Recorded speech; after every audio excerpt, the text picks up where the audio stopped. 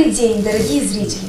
С вами программа «Тулга», и сегодня наш гость – профессор университета, кандидат филологических наук, который проработал в нашем университете 39 лет, Бесенкулов Муса Казимович. Муса Казимович, добро пожаловать в нашу студию.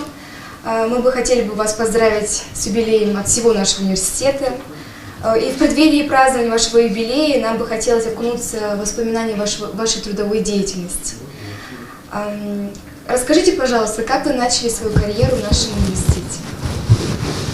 Я приехал в университет в 79 году, после окончания Казахского государственного университета. Тогда он носил имя Кирова Сергея Мироновича. Приехал по приглашению ректора Мурзатая Джолдасбековича Джолдасбекова. Это большой ученый, большой общественный деятель, и поныне продолжает служить независимому Казахстану своими делами. Вот. Приехал и начал работать, но меня сразу отправили в аспирантуру. И поэтому получилось, что плотно занялся преподавательской деятельностью я с 1982 года. И получается, что вся моя педагогическая и профессиональная деятельность связаны с нашим университетом. Раньше люди гордились тем, что в советское время, что в трудовой книжке есть только одна запись. Вот наличие одной записи говорило о том, что человек трудолюбивый, уравновешенный, коммуникабельный, не прыгает с места на место. Вот. И поэтому такое явление, такой факт, как одна запись в трудовой книжке, она приветствовалась. Вот я, наверное, продукт своего времени, своей эпохи, потому что у меня одна запись в трудовой книжке – это наш институт, наш университет. Раньше он был Талдыкурганский педагогический институт, потом стал Жетысудским государственным университетом. Вот. За эти годы многое прошло перед моими глазами, многое прошло через мою жизнь. Вот. Университет рос, процветал, открывались новые специальности, открывались новые факультеты, приходили новые люди. И все это, знаете, промелькнуло как одно мгновение, потому что мне тогда казалось, что эти события по времени происходят очень долго, и что эти явления будут происходить тоже долго, но оказывается, все это проходит очень быстро, как показала жизнь. Есть такая фраза довольно избитая: «Жизнь быстротечна». Вот, наверное, эта фраза, при всей ее набившей оскомину чистоте употребления, она правильная, потому что жизнь действительно быстротечна. Кстати, вот об этом говорила, я помню, и моя мама. Она давно ушла из жизни, но даже уходя из жизни, мама моя сказала: «Ой, Муса, я не заметила, как прошла моя жизнь». Так что получается, это какой-то универсальный закон, общечеловеческий закон. Вот. Я с удовольствием вспоминаю тех людей, с кем жизнь меня столкнула здесь, на земле Талдыкургана. Это Бронислав Георгиевич Малеев, был такой коллега у нас. Те, кто работает в университете давно, они, конечно же, его помнят. Это был эрудит с большой буквы. И много интересного он мог сообщить студентам, которые его безмерно любили, если бы судьба дала ему несколько лет еще в жизни. Но, к сожалению, судьба поступает по-своему, часто не учитывая человеческий фактор.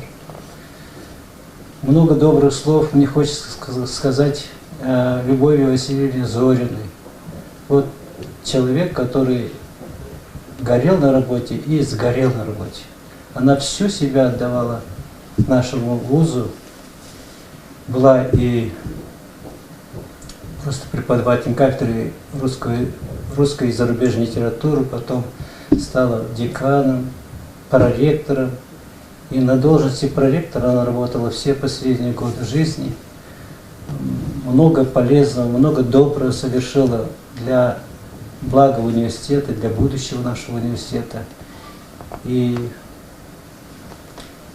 к сожалению, ушла рановато. Здесь, я помню, с огромным уважением я относился к профессору Сидельникову. Это имя было известно всему Союзу, Советскому Союзу. Вот. И один тот факт, что я работаю бок о бок с корифеем, с одним из корифеев Казахстана, который на ежедневных встречах оказывался скромным, простым, общительным человек. Вот это забыть невозможно, конечно. Я работал здесь со многими людьми. Вот в последние годы, например, я вспоминаю Аманжула Касабековича Касабекова. С одной стороны, это был наш ректор. С другой стороны, это был преподаватель, который так интересно мог говорить о самых сложных вещах, самых сложных материях, что его заслушивались не только студенты, заслушивались и мы, преподаватели, потому что Аманжол Касабекович – это человек с большой буквы, ученый с большой буквы, я бы так сказал. Это счастье, что такие люди, как он, сейчас работают в нашем университете. Счастье, что мы можем брать с них пример. Ведь каждый из нас в жизни всегда старается брать пример для себя с каких-то выдающихся личностей. Я считаю, что нам в Талдыкурганском регионе повезло, что с нами работает такой большой человек, как Аманжол Касабекович. Я бы еще много имен мог называть, потому что цепь воспоминаний разворачивается неторопливо, всплывают все новые лица, новые имена. Мне кажется, это свойство человеческой памяти. Каждый человек может развернуть свой свиток воспоминаний, рассказать о тех событиях, которые прошли перед его глазами, о тех людях, которые оказали большое влияние на самого человека, на его формирование, становление. Я, окидывая таким мысленным взором свою прошлую жизнь, прихожу к выводу, что она была бы скучной и однообразной, если бы мне на жизненном пути не встретились интересные люди, умные люди, которые смогли дать мне много полезных, интересных советов, много нужных мне как человеку принципов, благодаря которым я считаю, что я более или менее состоялся как специалист и как человек. Таких людей много. Вы человек, который создал всем известную газету «Лжецы университета».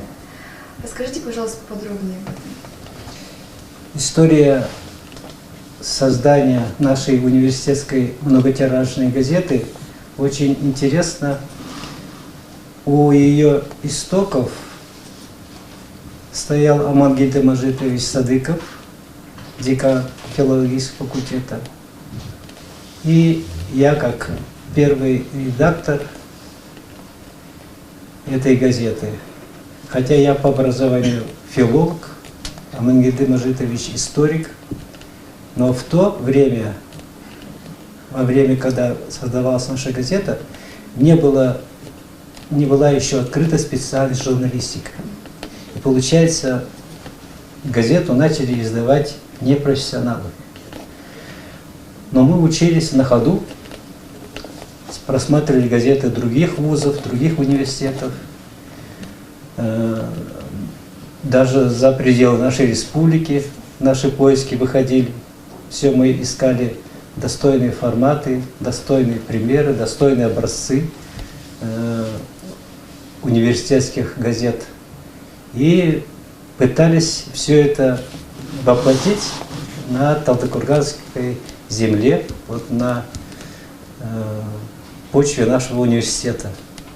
Долгое время мы думали, как назвать газету, и в конце концов остановились на названии том, которое она имеет сейчас, ЖЭЦУ университета.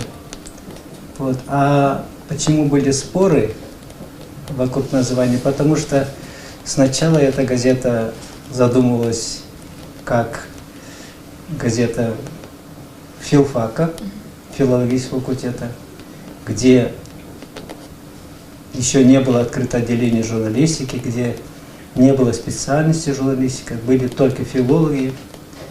Вот. Этим объясняются какие-то огрехи, которые невооруженным взглядом можно обнаружить в первых номерах нашей газеты.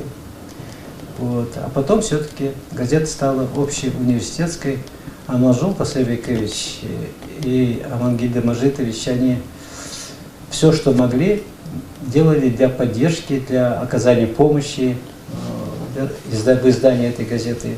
Мне, как редактору, было легко работать с такими тонко чувствующими, понимающими коллегами. Вот. И в то же время эта газета не могла бы выйти, если бы не активное участие наших студентов. Если бы не было студентов, голову до изнасечения эта газета не получила бы. Студенты буквально закидали нашу редакцию материалами. Причем материалы были самые разнообразные, и традиционные стихи о несчастной любви. А без этого никак не обходится в поэзии всегда. Это одна из вечных тем.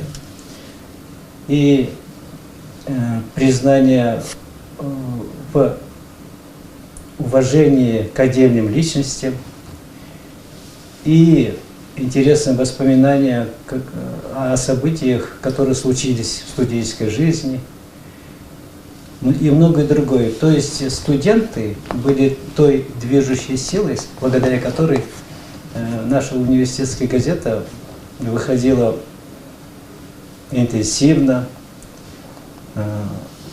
очень, я считаю, заметный след оставила в жизни многих студентов. Дело в том, что многие студенты, поступающие на филфак, это творческие люди. Кто-то пишет рассказы, кто-то пишет стихи, кто-то пишет большие вещи, романы, эпопеи. Правда, этих романов и эпопей мы, наверное, узнаем в далеком будущем. Вот. А вот первые стихи, первые рассказы мы рассматривали как пробу пера. И публикация в газете для молодых начинающих поэтов и писателей была как воздух нужна. И поэтому все, кто имел какую-то творческую жилку, они объединились вокруг нашей газеты. Она еще вдобавок ко всему выходила на 2 языках. Казахша и орысша. И на казахском, и на русском языках. И поэтому могли публиковаться и пишущие на казахском языке, и пишущие на русском языке. Но уже тогда с первых номеров газеты наблюдалась одна очень такая заметная тенденция. Студенты казахского отделения сплошь оказались писателями и поэтами. Студенты русского отделения, к сожалению, в этом отношении проигрывали. Вот, поэтому в газете перевешивали материал на казахском языке, на русском языке было мало. Я это как редактор, долгие годы возглавлявший эту газету, утверждаю, с какой целью. Это объективное явление. Студентов, пишущих на казахском языке, в самой жизни оказывается больше, чем студентов, пишущих на русском языке. То есть это не какой-то каприз редактора, не какой-то каприз редакции. Это объективное течение жизни. Тех, кто пишет на казахском языке, больше. И вот многие из наших студентов, которые прошли через нашу газету, сейчас по всей республике имена многих известны. Это известные журналисты, известные авторы. А все начиналось у них с университетской многотиражки. Ну, например, в нашем регионе мы хорошо знаем такого автора, как Мадина Даликенова. Она работает в «Огнях Алатау». Одно время вела рубрику, связанную с творчеством начинающих авторов, затем расширила тематические рамки своей деятельности. Так вот, Мадина – это одна из первых ласточек нашего факультета. Здесь мы создавали специально для Мадины, я могу сказать, был создан поэтический кружок, в котором вокруг Мадины и меня объединились очень многие авторы. И с течением времени многие из них стали известными журналистами, известными, ну, назвать их поэтами можно, но так,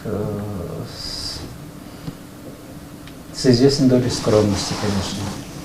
Вот. Но практика в газете, вузовской нашей газете, университетской, конечно же, я не сомневаюсь, она много-много полезного дала этим ребятам, этим студентам, начинающим, пробующим впервые свое перо на самостоятельность.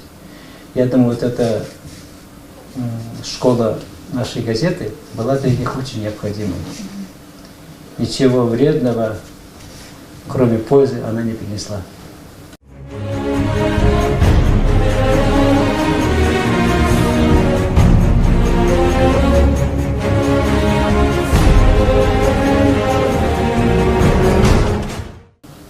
Муса Казимович, скажите, пожалуйста, какие уроки вам преподнесла жизнь за эти 60 лет?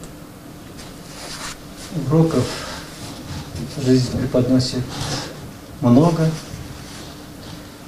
Каждый человек проходит свою школу жизни. Вот. Мне тоже жизнь преподнесла ряд уроков, которые были очень ценными. Этому способствовало во многом то, что после жизни в родительском доме я вдруг оказался в Алмате, в центре нашей республики, в центре судейской молодежи, в общежитии Казгу. И вот тогда один из первых уроков, которые дала жизнь, это ценить друзей. Потому что человек, имеющий друзей, надежных, крепких, которые и на словах, и на деле поддержат тебя в трудную минуту, вот это осознание таких друзей, необходимости таких друзей каждому человеку, оно необходимо, оно очень большое.